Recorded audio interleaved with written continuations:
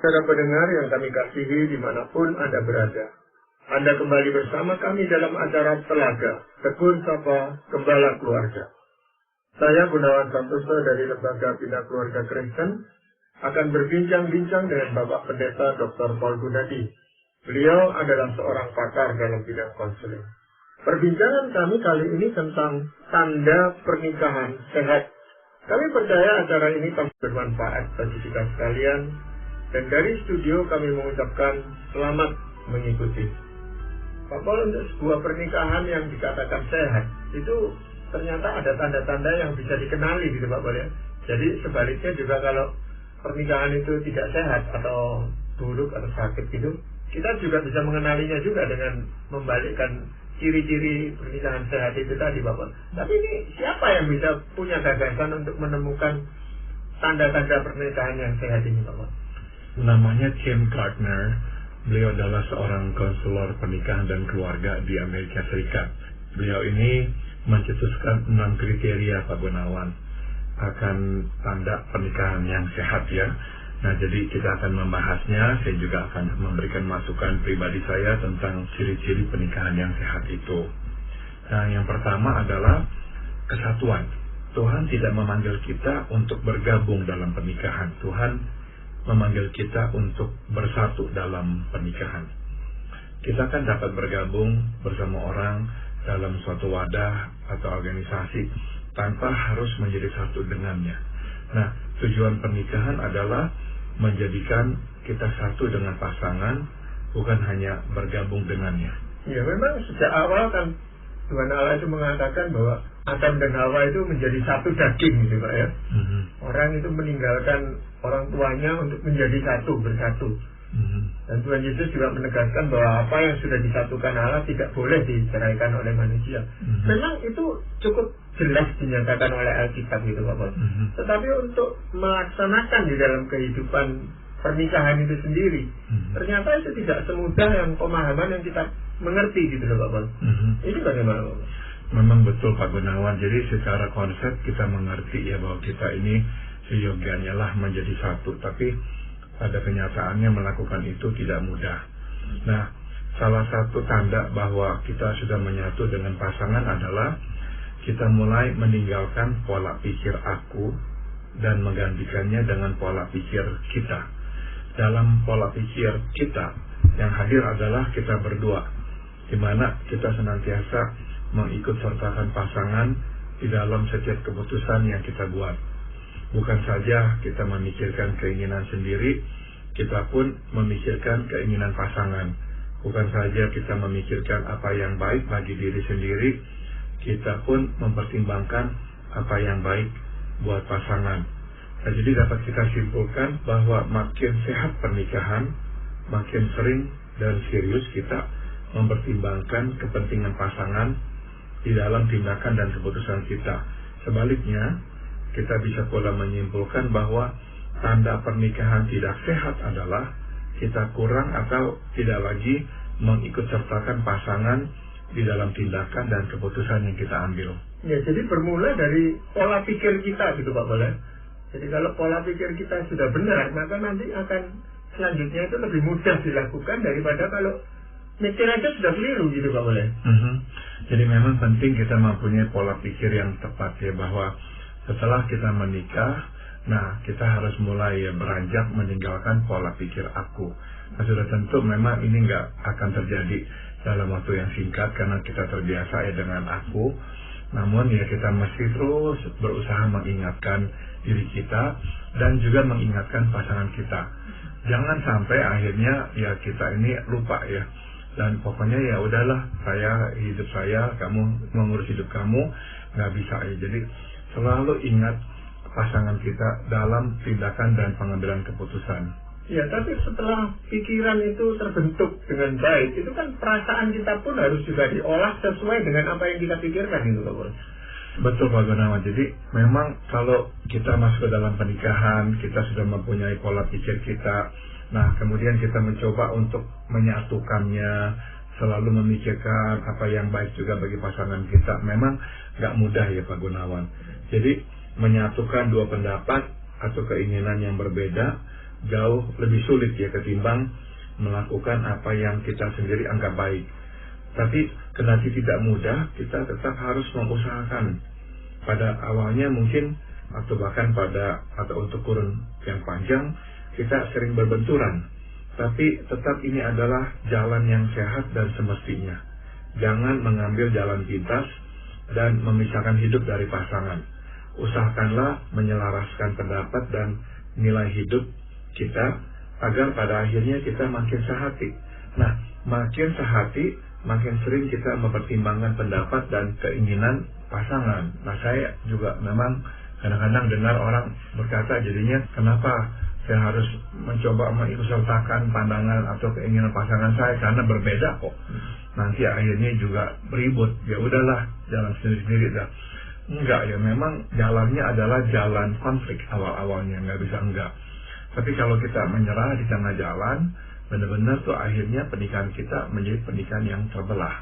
Tapi kalau kita terus nggak menyerah, mencoba menyelaraskan, nah lama-lama makin pas, makin cocok, sehingga kita pun lebih mau mempertimbangkan kehendak pasangan kita, dan dia pun juga lebih mau mempertimbangkan kehendak kita di dalam keputusan yang diambilnya. Mungkin itu salah satu alasan kenapa tahun-tahun awal dalam pernikahan itu menjadi sangat berat bagi pasangan suami istri, Bapak.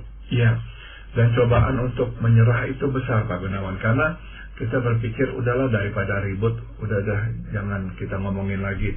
Ya udah dah, kamu maunya begitu, ya udah silakan. Tapi kalau makin banyak ya cara penyelesaian yang kita lakukan seperti itu, ya udah kamu maunya itu ya silakan.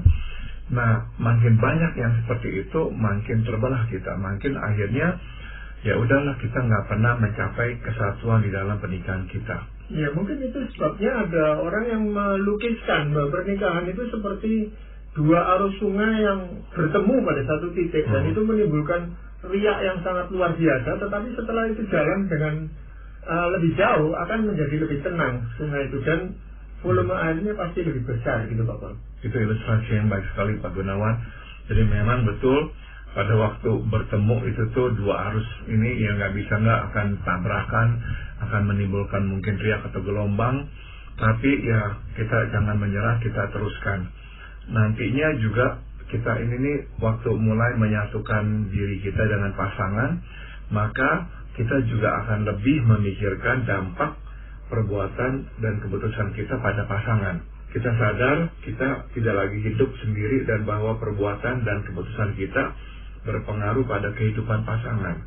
Itu sebab bukan saja kita menjadi lebih berhati-hati dalam bertindak dan mengambil keputusan, kita pun berupaya mencegah, bertindak, dan mengambil keputusan yang dapat menyusahkan atau merugikan pasangan.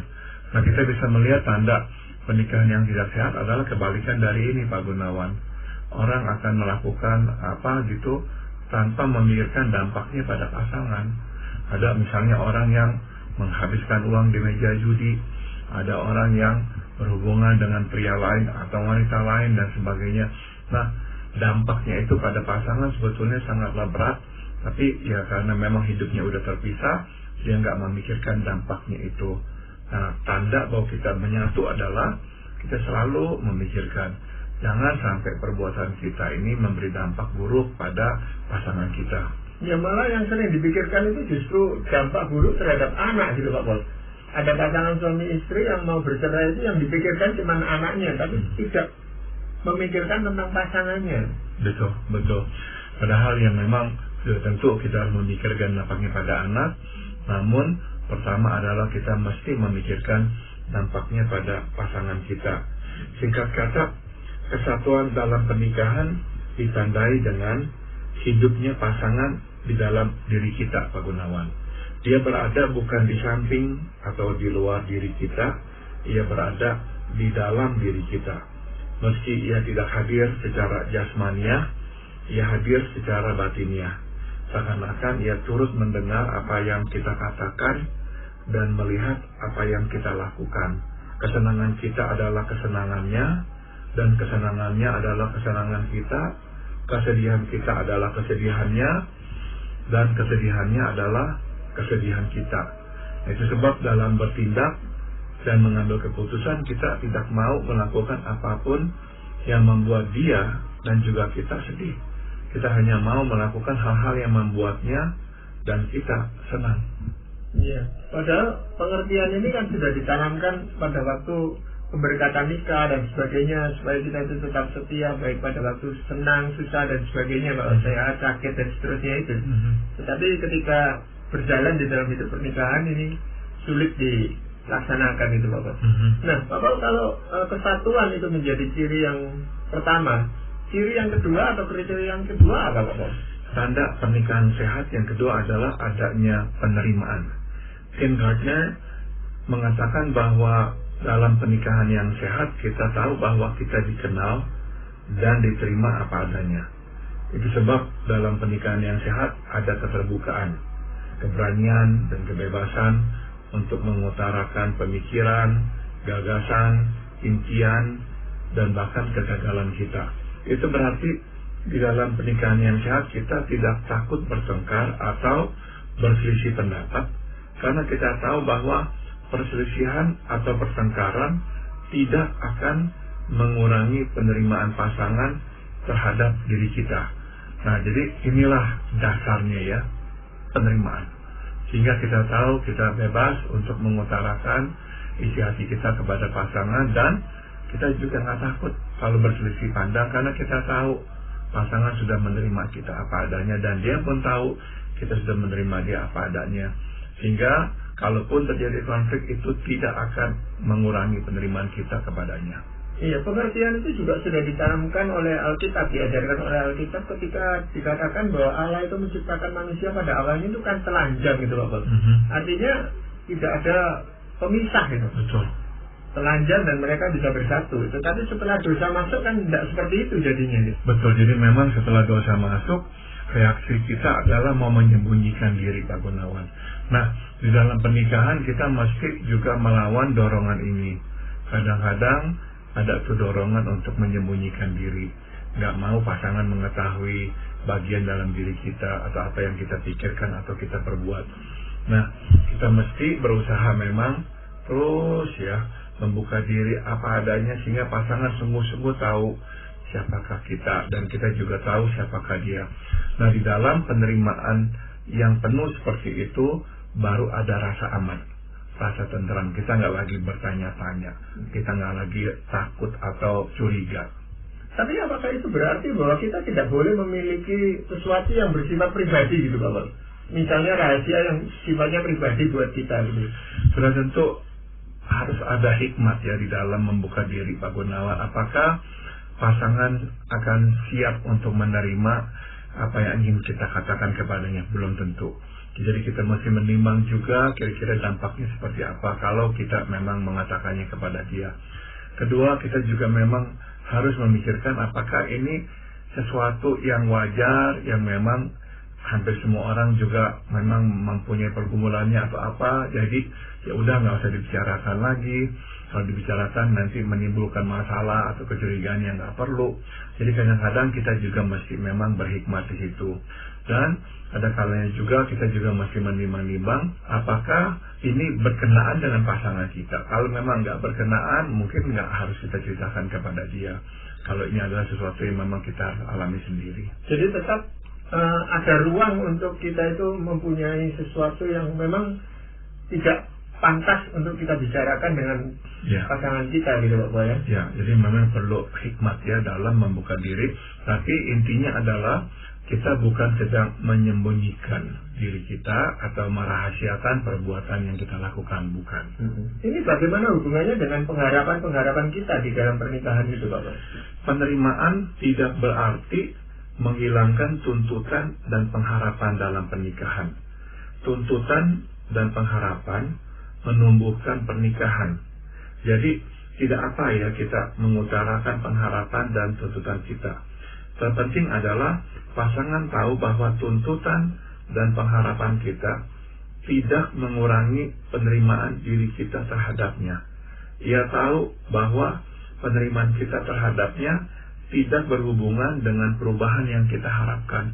Jadi jangan sampai pasangan kita mempunyai anggapan dia hanya diterima oleh kita kalau dia itu tuh menjadi seperti yang kita harapkan sepenuhnya.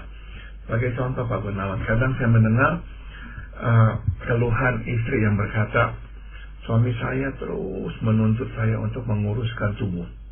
Suami saya terus mengeluh, saya ini terlalu gemuk. Nah, masalahnya adalah kita ini tahu bahwa gemuk atau kurus bukan hanya masalah makan, tapi masalah gen atau keturunan. Ada orang yang memang bawaannya gemuk sehingga makan tidak terlalu banyak, udah langsung menjadi daging dan menambah berat badannya. Jadi kasihan saya pikir kalau sampai-sampai suaminya itu berkata, kamu harus kuruskan badan, kamu harus kuruskan badan, sehingga si istri itu harus menyiksa dirinya menguruskan badan, sebab dia tahu kalau dia tidak menguruskan badan, dia tidak diterima oleh suaminya. Nah, jadi penting sekali ya, kita ini juga menyeimbangkan antara tuntutan dan harapan serta penerimaan. Kalaupun kita mau memberikan atau mengajukan pengharapan kita atau tuntutan kita kepada pasangan, kita mesti yakinkan dia bahwa kita sudah menerimanya. Kita memintanya berbuat ini apa itu adalah untuk kebaikan, tapi itu tidak akan mengurangi penerimaan kita terhadapnya. Ya, penerimaan ini kan erat sekali hubungannya dengan penghargaan kita terhadap pasangan kita itu, Pak Bos. Betul sekali Pak Gunawan. Jadi Tim Gardner menekankan bahwa penerimaan berarti menghargai pendapat atau pemikiran pasangan. Jadi penerimaan bukan hanya ya udah dengar keluar masuk kuping kiri kuping kanan gitu, bukan ya. Penerimaan berarti menghargai apa yang pasangan kita katakan atau pikirkan. Dalam pernikahan tidak sehat, kita sekadar menoleransi pemikiran atau pendapat pasangan, atau kita malah menentang atau menghina pendapat atau pemikiran pasangan. Nah, itu tidak berarti bahwa kita selalu membenarkan pendapat atau pemikiran pasangan. Enggak ya. Sudah tentu sama seperti kita, pasangan pun tidak sempurna. Namun, kita tidak merendahkannya karena ia mengeluarkan pendapat yang berbeda dari kita. Nah, jadi kita masih menjaga mulut kita atau reaksi kita. Jaga jangan sampai kita merendahkannya. Kita ini manusia ya, kadang-kadang karena jengkel, kok pasangan kita ngomong begini, buat kita itu nggak masuk akal atau apa, akhirnya keluar kata-kata yang menghinanya atau merendahkannya. Nah, kalau itu yang kita lakukan, nah bisa enggak dia tahu kita memang nggak menghargai dia dan bahkan menghina dia, itu berarti kita nggak menerimanya.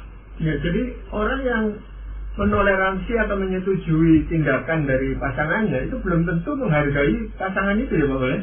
Iya, ada orang yang memang udah membiarkan masa bodoh tapi nggak menghargai. Nah, yang diminta di sini bukan hanya ya menoleransi, tapi secara aktif mengatakan saya mau mendengar pendapatmu, saya mau menghargai apa yang kamu katakan. Jadi penghargaan itu pun harus dilakukan secara tulus dan terbuka gitu Pak, sehingga pasangan kita juga tahu bahwa dia dihargai, bukan cuma sekedar disetujui tindakannya. Betul. Ya. Kriteria yang ketiga apa Pak? Tanda pernikahan yang sehat yang ketiga adalah adanya keintiman, termasuk keintiman fisik. Di dalam pernikahan yang sehat, kita menikmati kebersamaan ya dengan pasangan. Suatu ia tidak bersama kita, kita merasa kehilangan dan kita merindukannya. Kehadirannya kita nantikan. Di dalam kebersamaan itulah keintiman fisik menjadi kepanjangan dari keintiman emosional. Nah, keintiman ini Pak Gunawan hanya dapat terjadi bila ada kesatuan dan penerimaan. Di dalam iklim penerimaan yang kuat, kita berani menjadi diri apa adanya dan berani pula menyerahkan diri apa adanya kepada pasangan tanpa takut dikritik apalagi ditolak. Kita pun ikhlas menyerahkan diri kepada pasangan karena kita tahu bahwa kita hadir dalam hatinya. Sebaliknya, dalam pernikahan yang tidak sehat, kita justru takut mendekat, apalagi menyatu dengan pasangan. Kita merasa tidak diterima apa adanya, kita takut ditolak atau dikritik. Kalaupun sekarang diterima, kita cemas. Kalau penerimaan ini tidak berlangsung lama, setelah menikmati keintiman fisik, ia akan mencampakkan kita. Nah, kita pun sulit untuk menyerahkan diri karena kita tahu bahwa kita tidak berarti banyak baginya. Kita tidak hadir dalam hidupnya. Sebab dalam bertindak dan mengambil keputusan, ia tidak mengikut sertakan kita di dalamnya. Nah, jadi bagaimana mungkin kita bisa menjalin keintiman kalau kita nggak merasa pasangan kita itu tuh mengikut sertakan kita di dalam tindakan dan keputusannya. Iya, tadi Pak mau katakan bahwa keintiman fisik itu merupakan kepanjangan dari keintiman emosional gitu Pak Paul. Saya sendiri tuh kadang-kadang agak bingung mana yang lebih dahulu terjadi gitu Pak Paul. Keintiman emosional membuat kita itu intim secara fisik, atau karena kita intim secara fisik lalu secara emosional kita juga intim Pak Paul? Seyogianya harus memang keintiman emosional terlebih dahulu Pak Gunawan. Jadi kita ini menjalin relasi yang sehat, yang baik, di mana masing-masing merasa adanya sebuah kedekatan, ada saling memperhatikan, saling menghargai. Nah, di dalam keintiman emosional seperti itulah baru keintiman fisik dimungkinkan. Seolah-olah keintiman fisik menjadi puncak atau penutupnya gitu, bukan awalnya. Nah, kalau kita balik susunannya, yang terjadi adalah nggak bertahan lama Pak Gunawan. Orang yang hanya menekankan keintiman fisik dalam waktu yang nggak lama akan terpisah lagi kalau secara emosional memang nggak pernah menyatu. Tapi itu merupakan suatu jalinan yang lama-lama tidak bisa ditenggarai dengan jelas gitu Pak Boleh. Orang yang sudah intim secara emosional akan intim secara fisik, dan keintiman fisik ini akan menimbulkan keintiman emosional lagi gitu. Betul. Dan ini sambung menyambung dan memperkuat gitu pernikahan itu gitu. Betul Pak Gunawan. Jadi pada akhirnya kalau sudah memang roda itu berputar, maka makin hari pasangan ini akan makin intim. Karena tadi Pak Gunawan sudah katakan betul, keintiman emosional melahirkan keintiman fisik. Akhirnya keintiman fisik juga melahirkan keintiman emosional gitu.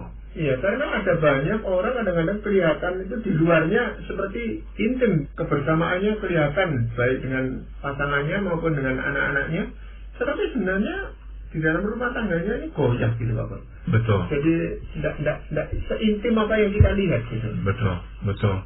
Jadi salah satu tanda ya Pak Gunawan bahwa pasangan kita itu benar-benar ada dalam hidup kita dan kita ini menikmati keintiman dengan dia adalah benar-benar kita kehilangan dia.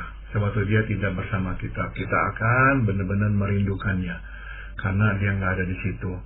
Nah, kita melihat contoh di Alkitab Pak Gunawan di mana keintiman fisik mendahului keintiman emosional dan akhirnya memang gugur berantakan, yaitu kisah Tamar dan kakak tirinya Amnon. Dia itu mencintai Tamar katanya. Akhirnya dia memperdaya Tamar, memintanya datang masuk merawatnya.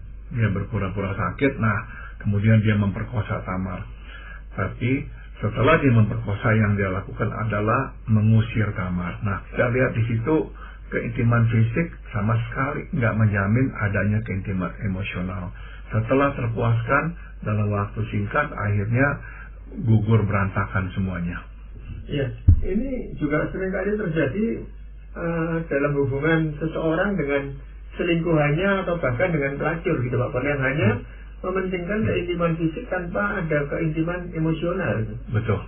Jadi keintiman fisik tanpa keintiman emosional berlangsung singkat, bersifat pemuasan dan berpusat pada diri sendiri itu. Tapi kalau memang didasari atas keintiman emosional, justru makin memperkuat, makin mengintimkan kita dengan pasangan kita. Nah, sebelum kita mengakhiri perbincangan ini, mungkin ada ayat firman Tuhan yang ingin Pak Paul sampaikan, Pak Paul? Firman Tuhan di Amsal 11 ayat 25 berkata, siapa banyak memberi berkat, diberi kelimpahan. Siapa memberi minum, ia sendiri akan diberi minum. Pernikahan yang sehat merupakan buah dari usaha keras yang sehat dari kedua belah pihak. Pernikahan yang sehat dimulai dengan kerelaan untuk memberi berkat kepada pasangan. Ya, bukan menunggu diberikan berkat, menunggu pasangan berbuat ini atau itu dulu buat kita, enggak. Kita memulai, kita rela memberi berkat kepada pasangan. Nah, di dalam memberi inilah Tuhan menjanjikan kita akan juga diberi. Memang seperti yang Pak Paul katakan tadi, ini merupakan usaha keras dari dua belah pihak. Ini yang penting juga Bapak ya. Yang tidak mungkin terwujud kalau ini hanya satu sisi saja. Seperti orang yang tidak mungkin bertepuk tangan hanya dengan salah satu tangannya saja gitu Bapak ya. Jadi memberi banyak, diberi kelimpahan, dan siapa yang minum, dia sendiri akan diberi minum. Ini akan membuat seseorang lebih bergairah untuk memberi dan membagikan sesuatu kepada orang lain, khususnya terhadap pasangannya gitu Bapak. Dan kadang-kadang Pak Gunawan, kita ini nggak harus memberi yang kayak gimana besarnya loh, enggak loh. Saya masih ingat ada sepasang suami istri di mana si istri minta kepada si suami, bisa nggak kamu itu tuh olahraganya itu tuh nggak lagi, saya lupa ada beberapa kali seminggu, tapi kurangilah menjadi berapa kali seminggu gitu. Sebab memang ini suaminya ini keranjingan olahraga tertentu gitu. Saya nggak habis pikir, si suami itu nggak rela dan berkata nggak mau. Saya memang mau olahraga dan ini jadwal saya biasanya setiap hari kalau menikah dengan kamu ya saya udah kurangi. Tapi memang cukup banyak, jadi kalau dia pulang kerja olahraga itu sampai malam baru pulang. Dan akhirnya apa yang terjadi? Bercerai Pak Gunawan. Tapi saya nggak habis pikir, aduh ilah kok nggak mau memberi sesimpel itu ya, nggak begitu susah. Sampai akhirnya kok bayar harga begitu mahal. Tapi ya itulah yang terjadi. Jadi Tuhan sudah memberikan kepada kita ya nasihatnya. Orang yang memberi akan diberi. Tadi di awal perbincangan ini Pak Paul katakan ada 6 kriteria Pak Paul. Jadi kita baru membicarakan 3 dari 6 ini. Dan kita tentu akan melanjutkan perbincangan ini pada kesempatan yang akan datang. Tapi untuk ketiga hal ini saya rasa sesuatu yang penting sekali diperhatikan. Dan kami tentu berharap para pendengar kita juga akan mengikuti perbincangan ini selanjutnya. Baik, terima kasih Pak Paul untuk kesempatan ini. Dan para pendengar sekalian, kami mengucapkan banyak terima kasih Anda telah mengikuti perbincangan kami dengan Bapak Pendeta Dr. Paul Gunadi dalam acara Telaga Tegur Sapa Gembala Keluarga. Kami baru saja berbincang-bincang tentang tanda pernikahan sehat bagian yang pertama. Dan kami berharap para pendengar juga akan mengikuti kelanjutan dari perbincangan kami ini pada perbincangan yang akan datang. Sedang bagi Anda yang berminat untuk mengetahui lebih lanjut mengenai acara ini, silakan menghubungi kami lewat surat. Alamatkan surat Anda ke Lembaga Bina Keluarga Kristen atau LBKK, Jalan Cimanuk 56, Malang. Kami juga mengundang Anda mengunjungi situs kami di www.telaga.org. Saran-saran, pertanyaan, serta tanggapan Anda sangat kami nantikan. Akhirnya dari studio kami mengucapkan terima kasih atas perhatian Anda dan sampai jumpa pada acara Telaga